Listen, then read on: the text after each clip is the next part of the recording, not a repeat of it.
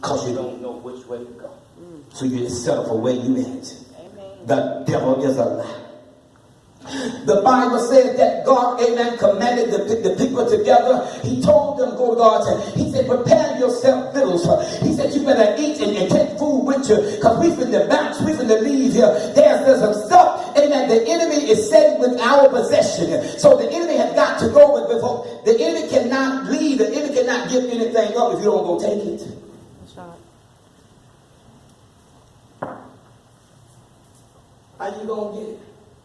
And you still sitting down, worry about what folks say. We endure it, honey, by the grace of God. I'm not saying that you all ain't been through no stuff. I'm not saying that. But we're talking about the word of God, that a people may wake up and know their God. See, it's a sad commentary. It's the sad truth, glory be to God, that people go inside the tabernacle of God and post a corporate worship, but don't know nothing about who God called them to be. And you have people be playing games, amen, with their minds, they go to God. Have them jump up and down like they may be, amen, a purpose, and glory be to God. Amen.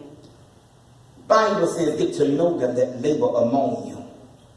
If you don't know who you are, then people tell you who you are. They'll tell you who you are. And you know you don't like what they say. And because they've been saying for so long, then you say, I ain't be. The devil is a lie. Then you be trapped down with them curses that people done said and spoke crazy stuff. And you deal with that in the realm of your mentality. And you ain't got to worry. Now that thing it brought about a compost. Now it became a pillar. And you've been shaking that dimension in that area for season for so long. But I heard God say in this season, you're going to possess everything I call you to. I'm going to give your mind back to you. Come on, somebody. I'm going to give your mind back to you. I'm going to give you your dreams. I'm going to give you your goals. I'm going to give you your business. Come on, somebody. I'm going to give you everything. But the only way you're going to be able to get it, you got to go possess it. The Bible says, amen, that God told Joshua, only be thou strong and very courageous. Listen, and don't be afraid of their faces. He said there should be no man to stand before you all the days of your life. See, sometimes the reason why some of y'all can't go to stuff because you're walking in fear. Amen.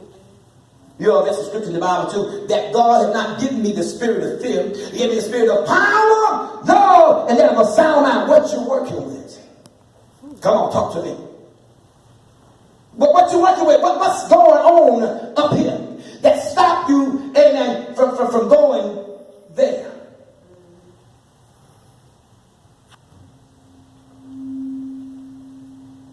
Folks say, I will come to church there, but depending on how I feel. That's a demon right there. It depends on how you feel. So let you know, amen, you all in your emotions. And your emotion will prevent you from going to possess what God told you. You do know Joshua him and Caleb was the only one of the original colony that came out of the wilderness. The rest of them that was in Joshua and Caleb's age, they died off, but there was people, there was children being birthed out within that wilderness. You need to tell God, thank you that you did not die in your wilderness. Because there's some people, amen, that were with you in the wilderness, they're not here no more. I'm talking about dead, gone. Come on, y'all still with me? They see some crazy stuff that you went through, and you see some crazy stuff they went through, but you survived the Holocaust. Y'all want to talk today, amen, because here it is, because you see, amen, where everybody else was going along and being blessed or whatever, and even those who were not saved, they was blessed, and you seem like, God, you forgot about me. Amen. Yes, Lord. See, there's a shift in this season. Yes. Amen. There has been a shift in this season, and this shift in this season, you wear favor very well. You wear favor very well. The truth is, you drench with the oil of favor. Somebody need to grab that one and say that one mine is right there. You need to grab that one and say that one. You drench with the oil of favor on your life. You know, when you drench, that means it's saturated. That means there's an overflow. That means there's a reservoir that will never run out. You're drenched with the favor of God on your life. Let's see what Joshua says here. Joshua understood, amen. He seen them dying off in the wilderness. He seen, amen, somebody, how they murmured, how they complained. He seen how God had allowed manna to come from heaven. He seen how God allowed quail to come up on the earth. He seen how God allowed water to come from a rock. He seen how Moses was caught up in the transfiguration and never tasted death. He seen God, how God did these things. But now that it's his time, it is his season, and God said, I'm calling you to the front. I'm calling you for such a time as this, that you may lead my people to go in to possess the land. They came out of bondage, but that's not the end of the story. There's some things I promised to them. There's some glory that's waiting them to get there. There's doors that's opened up for them. Come on, somebody. There's been a shift in this season, and the Bible says that if God be for me, who can be against me? Slap your neighbor and tell your neighbor, I'm going in to get my possession. I come and open your mouth. Say it's my season to get my possession. God said it, and it is mine. God said it, and it is mine. But when I go in, I'm going in with a plan. What do you mean? I'm going in strong. I'm going in encouraged. I'm going in knowing and understanding. God said, no man should be able to stand against me all the days of my life. You can look at me crazy if you want to. That ain't gonna shake my faith. Yes, Lord. Thank you, Lord. You know, folks, seeing you be able to move, they look at you, give you the funny looks, you know. It ain't a smile, it ain't a frown, but you know the odds are it's a frown. And you begin to see, amen, some spirits there, don't you? That you missed in the last season. Yes. Oh, we're going to talk about some stuff in this house, glory be to God. Amen, because it's time out that we're coming inside the house of God and we don't deal with stuff that we deal with on a day-to-day basis. Amen, because we don't want to talk about some crazy stuff that we know that's real, but folks don't want to talk about it. But I'm trying to get to heaven, glory be to God. I'm trying to get delivered. I'm trying to get healed. I want my family back, glory be to God. Come on, somebody. I want houses, glory be to God. I want some land. I want to operate who God called me to be. I want God to use me. I know I got business locked up on the inside of me. I know God got an anointing on my life. I know God don't give me eyes to see. I know I can hear God in the midst of noise. Glory be to God. Hallelujah. Come on, somebody. There's been a shift. It's been a shift. And God says, glory be to God, the only way you're going to be able to possess it, you got to rise up. You got to get up. You got to get up. You got to get up. I just did. I sat down. He said, you got to get up. You got to get up because God says. Yes, God. Thank you. Yes. He tells us in the text. He tells us in the text, y'all. Glory be to God. Hallelujah. Somebody tells in the text. Now you're going inside the enemy's territory. They don't like you, but they know you're coming. They really don't like you. So you get where you can be able to hear. You ought to come to a season in your life where you'll be able to hear God. When the word of God is being ministered. If you ain't got to a point in your life where you cannot, amen, hear God.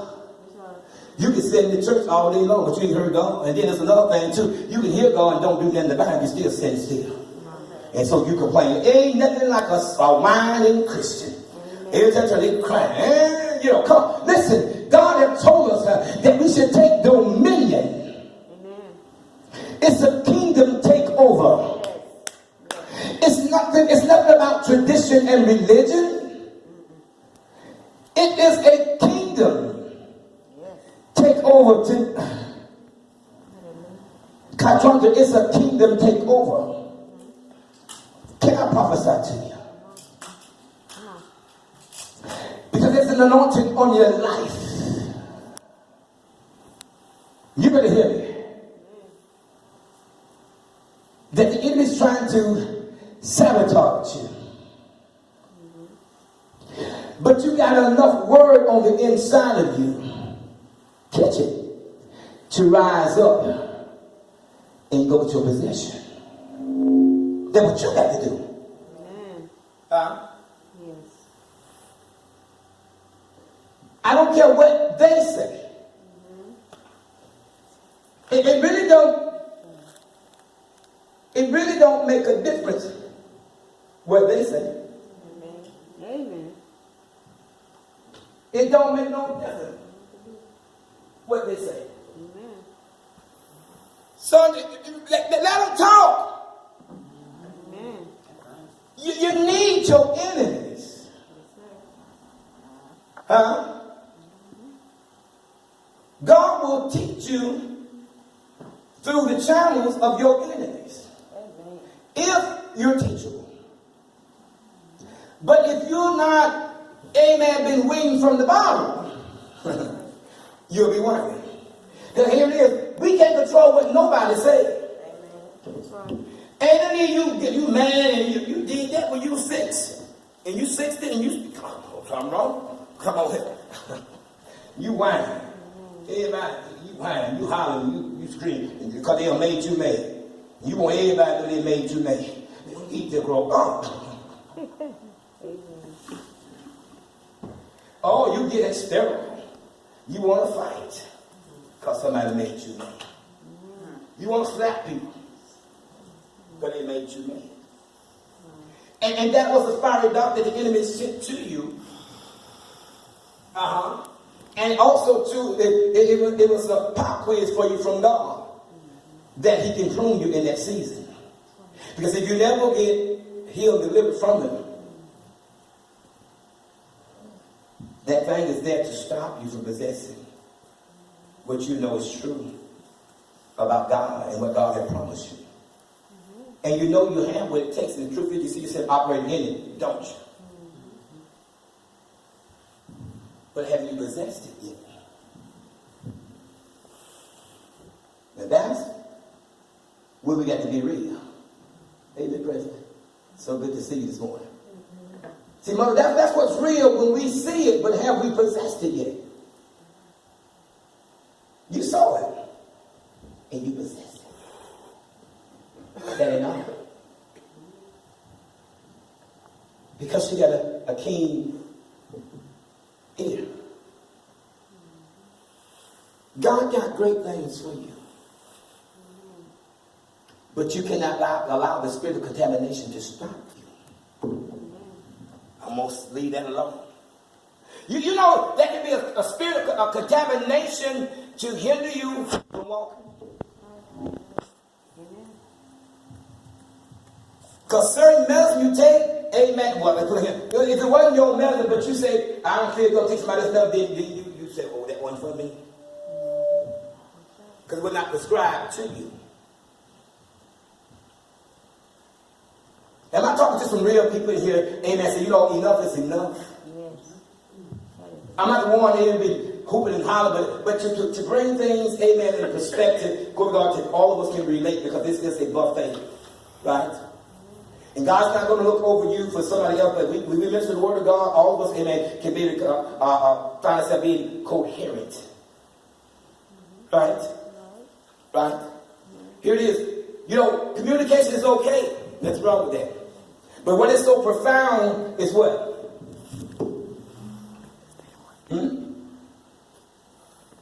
Communication is okay. Comprehension is what profound. What is profound? You can communicate all day long, but what is profound within the communication that you all are dialogue is comprehension. Isn't that right? You take a test, didn't you? What you had to do? You could open the book, did you? Could you? Could you? When you went to take your test, let me see. So, okay, but what was profound for you during the testing hour, you heard every second on that clock. I know you did. But what was so profound that you regurgitated. So in other words, you didn't have something in to be the model. So Joshua heard God. He said, Moses, my servant, is now dead. But the same promise I made to you, now I make it to you. He said, be not afraid of their faces. He said, only be thou strong and very courageous. He said, and no man shall be able to come before you and to stand before you all the days of your life. You've got to know who you are. You got to learn to operate with everything that God has called you to operate in this physical realm, but also in the spiritual realm, because that's where the weight of God's glory is at. You need to start operating in the physical realm, because you can't get what God wants you to get in the spirit. Amen.